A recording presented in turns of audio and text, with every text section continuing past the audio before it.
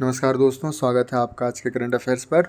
आज है 11 जून 2025 और शुरू करते हैं आज के करंट अफेयर्स। तो सबसे पहला जो खबर निकल के आ रही है वो है नीति आयोग ने राज्य विज्ञान और प्रौद्योगिकी परिषदों को मजबूत करने के लिए रोडमैप वाली शीर्षक से एक रिपोर्ट जारी की है। इस रिपोर्ट में जो खास बात है ये तो मैं आपको बताऊंगा ही, जो चुनौतियां इसमें कही गई हैं। लेकिन ये जो है ये राज्य विज्ञान एवं प्रौद्योगिकी परिषदों की स्थापना जो है 1971 में राष्ट्रीय विज्ञान प्रौद्योगिकी परिषद की पहल पर की गई थी। तो उसी के भारत को विकसित भारत 2047 के अनुरूप बनाना है। तो उसी पर जो समस्याएं हैं उन पर ये रिपोर्ट कही गई है कि क्या क्या बाधा है, कैसे इसको मतलब हल कर सकते हैं, सिफारिशें क्या क्या दी गई है, उस पर चलते हैं ना। तो चुनौतियां में ये है कि पर्याप्त वित्तीय संसाधनों की कमी और उपयोग में समस्याएं।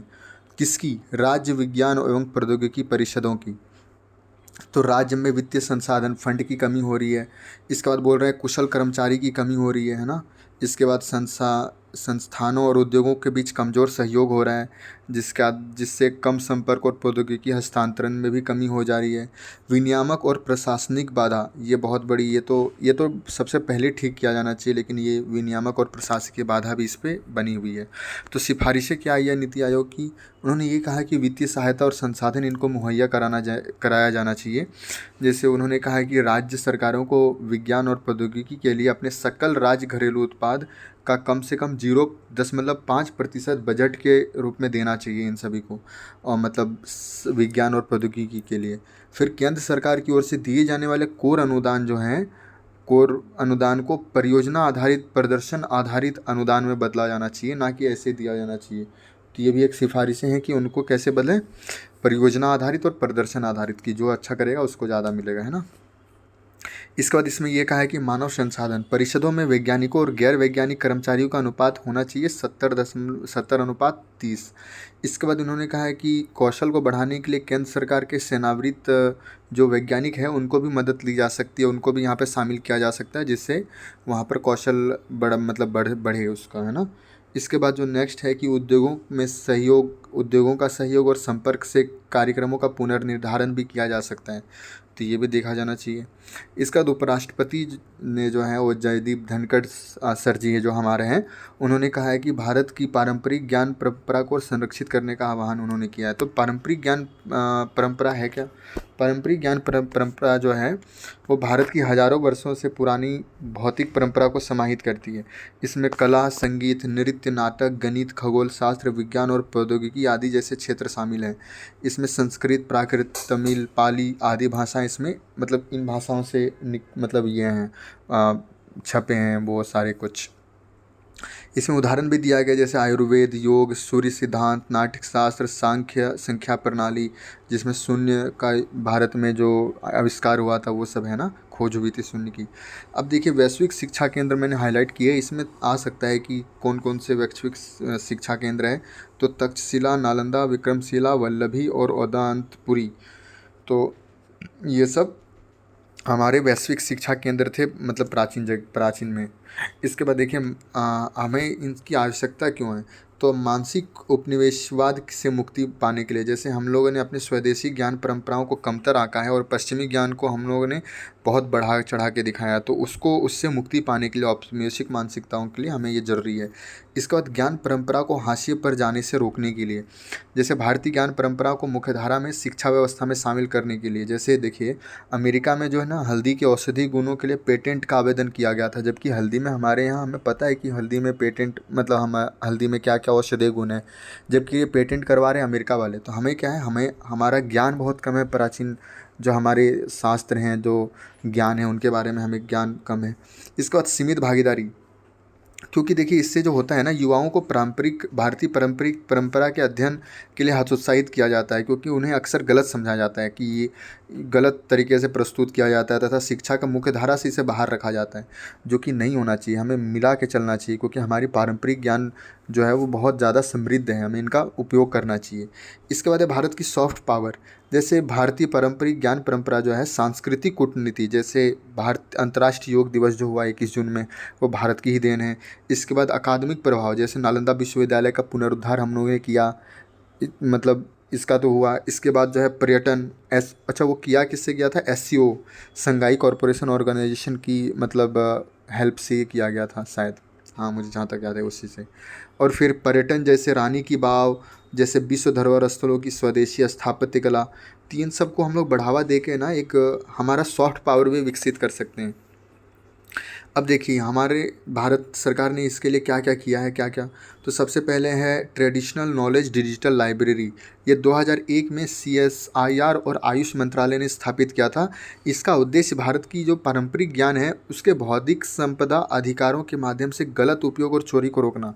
जैसे मान लीजिए कि कोई अमेरिका वाला हल्दी को अपना पेटेंट कराने में चले, तो यहाँ पर वो सारा चीज़ दिया हुआ है कि हल्दी हमारे देश का प्राचीन है और इनका ये गुण है, तो उन पे वो पेटेंट ना करा सके, इसीलिए ये सब है, ये बनाया गया था ये प्लेटफॉर्म। ये 4-5 भाषाओं में अवेलेबल है, जर्मन, इंग्लिश, स्पेनिश, तो जिससे सभी को आसानी से इसमें मतलब अपनी भाषा के अनुरूप समझ में आ जाएगा। इसके बाद है भारतीय ज्ञान परंपरा पहल। ये पहल जो है पारंपरिक भारतीय ज्ञान को समकालीन शिक्षा में एकीकृत करने के लिए हेतु केंद्रित है।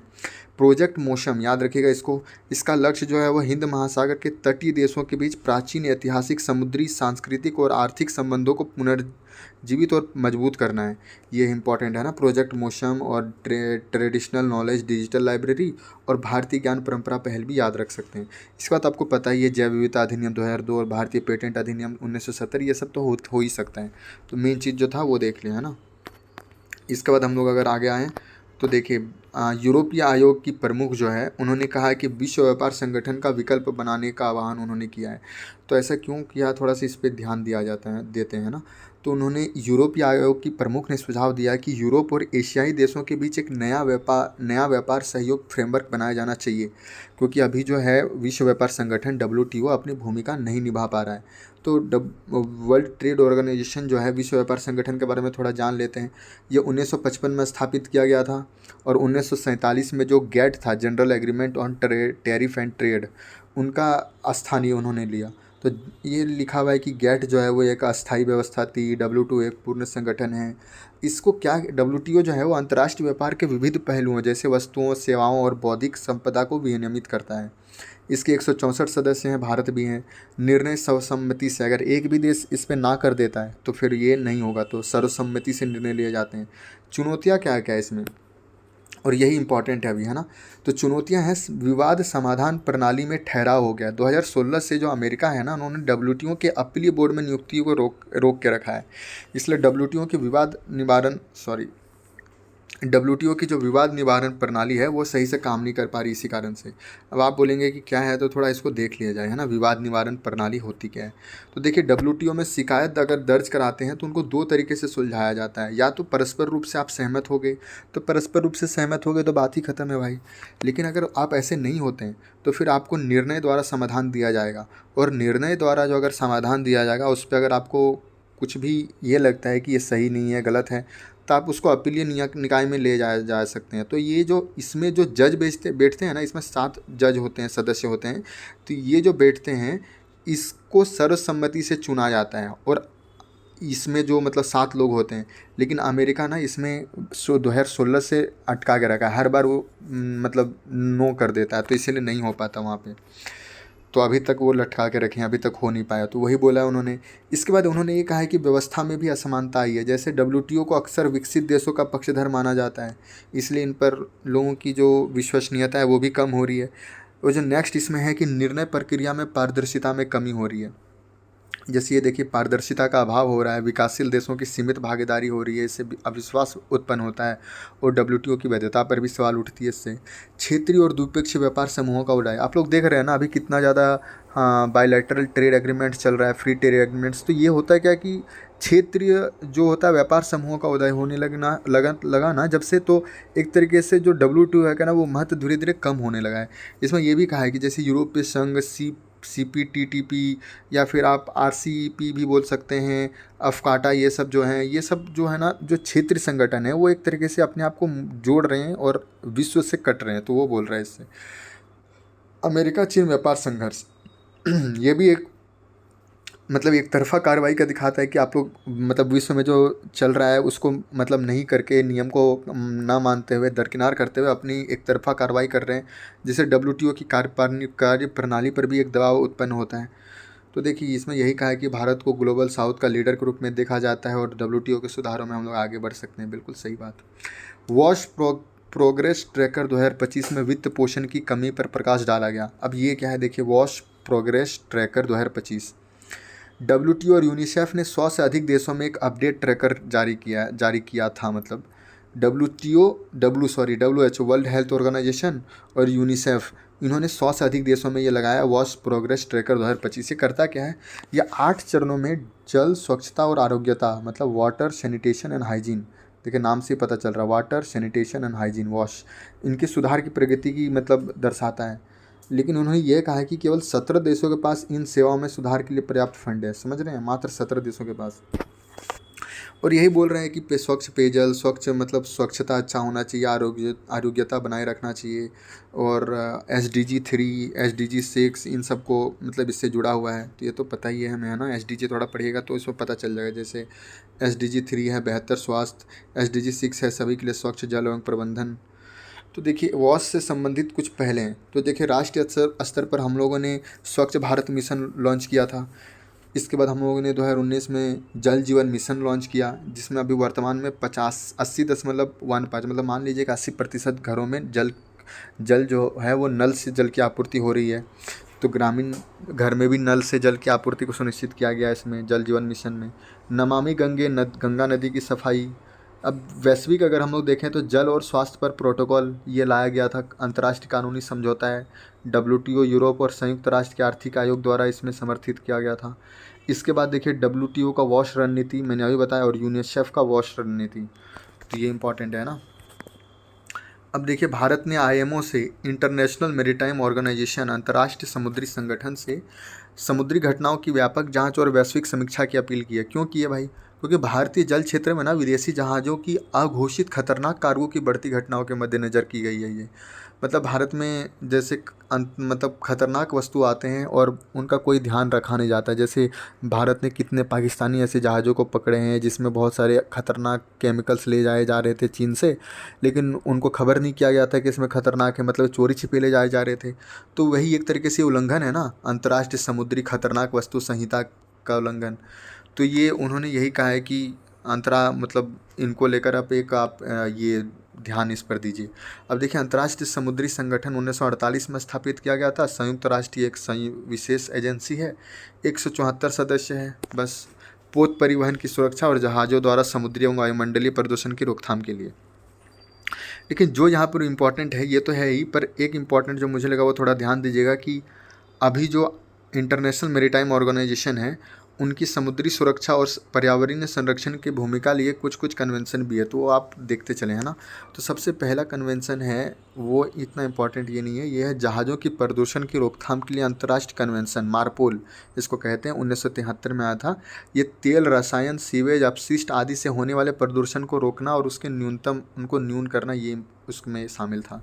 इसके बाद देखिए जहाज़ों पर हानिकारक एंटी फाउलिंग प्रणालियों के नियंत्रण पर अंतर्राष्ट्रीय कन्वेंशन, AFS कन्वेंशन है। इसमें हानिकारक एंटी फाउलिंग प्रणालियों, एंटी फाउलिंग मतलब होता है कि जहाज़ों के जलमग्न हिस्से यानी पतवार पर समुद्री जीवों के चिपकने से रोकने के लिए प्रयुक्त पदार्थ के उपयोग को विनियमित करना।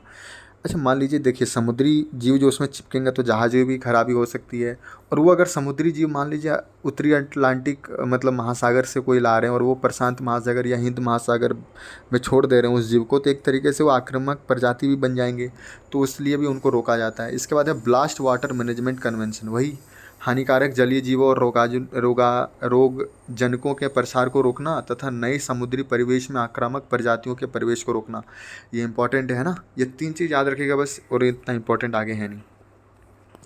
अब देखिए नेक्स्ट जो है वो स्वायत्त जिला परिषद है, ऑटोनोमस डिस्ट्रिक्ट काउंसिल है क्या। तो सबसे पहले खबर जान लेते हैं कि मिजोरम में है वो 6ठी अनुसूची के तहत जो चकमा स्वायत्त जिला परिषद है उनमें राज्यपाल शासन लागू कर दिया गया है। तो देखिए स्वायत्त जिला परिषदें, ऑटोनोमस डिस्ट्रिक्ट काउंसिल, ये संविधान की 6ठी अनुसूची के तहत एक प्रशासनिक संस्था है। और यहाँ पे है कहाँ पर, तो याद रखिएगा ये है ना, मैंने इसको ऐसे याद रखा था कि ये असम, ये नीचे चल गया मेघालय, और यहाँ चल गया ये त्रिपुरा, और यहाँ चल गया मिजोरम। तो याद रखिएगा यहाँ से ऐसे आता है असम, मेघालय, त्रिपुरा, मिजोरम, असम, मेघालय, त्रिपुरा, मिजोरम। यही याद रखिए, यहाँ 6ठी अनुसूची याद रखा गया है। अब देखिए उद्देश्य, जनजातीय क्षेत्रों में स्वायत्तता, विशिष्ट पहचान को संरक्षित करना, विकास को बढ़ावा देना, जनजातीय लोगों की। अब देखिए इसके कार्य क्या क्या है, मतलब वहाँ के अनुसार उन मतलब भूमि, वन, सामाजिक रीति रिवाज के जैसे विषयों पर खुद का कानून बना सकते हैं। ये सोच रहे हैं, मतलब खुद का ये कानून बना सकते हैं। शिक्षा, स्वास्थ्य देखभाल सहित स्थानीय शासन का ये प्रबंधन भी कर सकते हैं। परंपरागत कानूनों के आधार पर विवादों का निपटारा करने के लिए ग्राम, जिला परिषद न्यायालयों की स्थापना भी कर सकते हैं। लेकिन इसकी संरचना में बता देता हूँ, ये इंपॉर्टेंट है, थोड़ा ध्यान रखिएगा। इसकी परिषद में अधिकतम 30 सदस्य हो सकते हैं और जिनमें 4 जो सदस्य हैं वो राज्यपाल द्वारा मनोनीत किए जाएंगे। बस ये याद रखना, ओके। अब देखिए आगे चलते हैं। स्थानीय निकायों में आरक्षण, तो हमें पता ही है कि स्थानीय निकायों में दो मतलब 73वें और 74वें संविधान संशोधन 1992 जो हुआ था, उसके अंतर्गत स्थानीय निकाय आए थे। तो उसमें यही बोला है कि तेलंगाना में स्थानीय निकायों के चुनावों में पिछड़े वर्गों के लिए 42% आरक्षण की मंजूरी दे दी गई है। अब देखिए इसमें जो है ना, उस जितने भी सीट हैं उनमें 1/3 सीटें जो है ना वो महिलाओं के लिए आरक्षित है। इसमें सारे महिला आते हैं, तो इसमें तो अच्छे से नहीं बताया गया है, तो याद रखिएगा ये।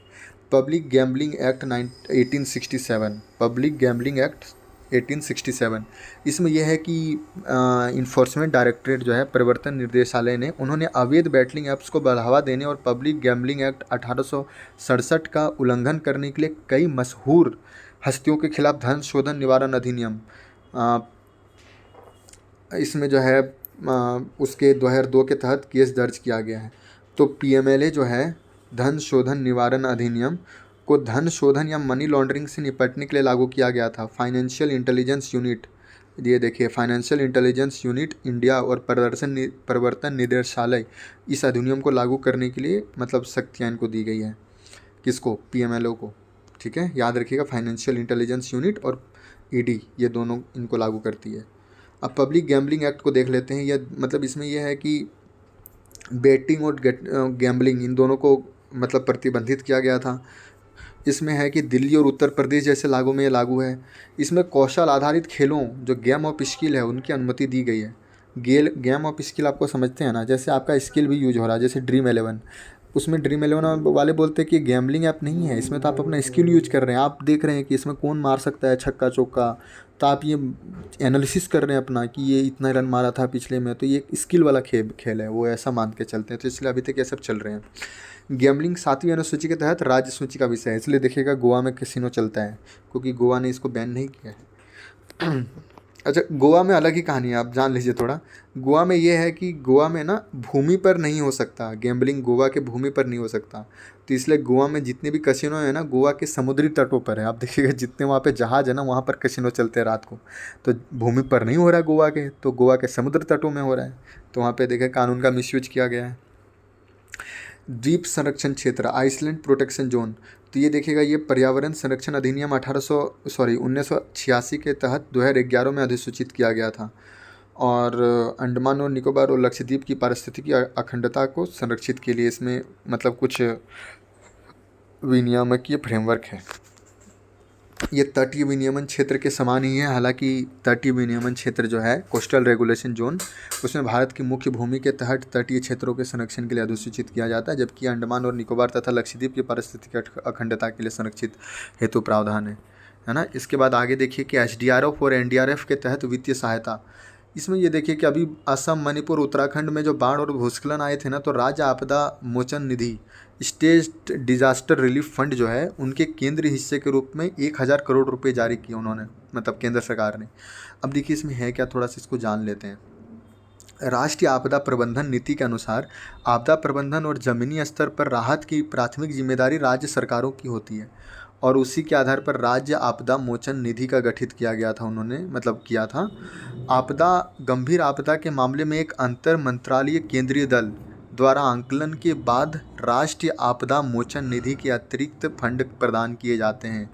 तो मतलब देखिए, नेशनल डिजास्टर रिलीफ फंड जो होता है वो एक फ़ंड तो देता ही है, लेकिन अगर ज़्यादा आ गया, मतलब बाढ़ आ गया, भूस्खलन हो गया, तो उसमें जब अतिरिक्त फंड दिया जाएगा तो एक मंत्रालयीय केंद्रीय दल उसका आंकलन करता है, उसके बाद अतिरिक्त फंड देते हैं। और याद रखिएगा, ये जो फंड है ना, ये सहायता मतलब जो होता है ये केवल राहत कार्यों को होता है, ना कि आप व्यक्तिगत क्षतिपूर्ति मतलब 10-10 लाख रुपए दे रहे हैं जो भी इस पर अफेक्ट हुए, तो वो नहीं। जो हुआ है सिर्फ आप उनको राहत कार्यों के लिए इसको यूज कर सकते हैं। अब चलिए आगे बढ़ते हैं। Machine vision based inspection system, ये है क्या? ये भारतीय रेलवे ने मतलब अपनी ट्रेन सुरक्षा को बढ़ाने के लिए ये किया है। तो इसमें होता है क्या, ये आर्टिफिशियल इंटेलिजेंस और मशीन लर्निंग पर आधारित एक आधुनिक तकनीकी समाधान है जो कि मतलब चलती हुई ट्रेनों के अंडर गियर मतलब निचले हिस्से की हाई रेजोल्यूशन तस्वीरें ला सकती है। साथ ही स्वचालित रूप से किसी भी लटकते, ढीले या गायब कंपोनेंट का पता भी लगाया जा सकता है इससे। नाम से ही पता चल रहा है। मशीन है विज़न, विज़न मतलब देखेगा। बेस्ट इंस्पेक्शन, इंस्पेक्शन सिस्टम है ना, तो वही बात है। अगर प्रीलिम्स में आता भी है तो आप इनके नामों से ही ऑप्शन को टिक कर सकते हैं। अब देखिए आगे बढ़ते हैं। S-400 वायु रक्षा प्रणाली। तो ये जो है भारत की रक्षा मंत्रालय ने S-400 के रख रखाव, मरम्मत और ओवरऑल सुविधा के लिए एक भारतीय कंपनी को चुना है। अब देखिए इसमें आगे चलते हैं। S-400 है क्या भाई? लॉन्ग रेंज वाली, सतह से हवा मार करने वाली मिसाइल प्रणाली है। रूस से हम लोग खरीदे हैं। सुदर्शन चक्र भारत में इसको कहते हैं, है ना, याद रखिएगा। इसके बाद जो है ये 360 डिग्री कवर करता है। इसमें कई तरह की मिसाइल हैं, मतलब एक 100 किलोमीटर तक मार करने वाली, एक 200, एक 400। तो इसमें बोलता है यही मल्टी लेयर्ड मतलब लेयर डिफेंस को ये संभव बनाती है। ये एक साथ कई लक्ष्यों को ट्रैक करके निशाना बना सकती है। गति इसकी 1314 मैक, ट्रैकिंग होता है 600 किलोमीटर तक, लेकिन इंगेजमेंट इसको लक्ष्य को निशाना बना सकते हैं 400 किलोमीटर। और ऊंचाई कवरेज है 30 मीटर से 30 किलोमीटर। नेशनल एजुकेशन पॉलिसी 2020 के तहत पंच संकल्प, याद रखिएगा, पंच संकल्प जो है ना वो उच्चतर शिक्षा संस्थाओं के रूपांतरण लाने में मार्गदर्शक सिद्धांत होंगे। ये मेंस में आप लिख सकते हैं। इसमें क्या क्या है? इसमें अगली पीढ़ी की उभरती शिक्षा, बहुविषयक शिक्षा, नवेशमुखी शिक्षा, समग्र शिक्षा और भारतीय शिक्षा, ये सब है पंच, क्या बोल रहे थे, पंच संकल्प। बस याद रखना है। भारत में उच्चतर शिक्षा की स्थिति अगर देखना चाहें तो यहाँ से देख सकते हैं। सकल नामांकन अनुपात है 28.4, जो कि हम लोग यहाँ लक्ष्य रखे हैं 2025 तक 50% बढ़ाना है नामांकन।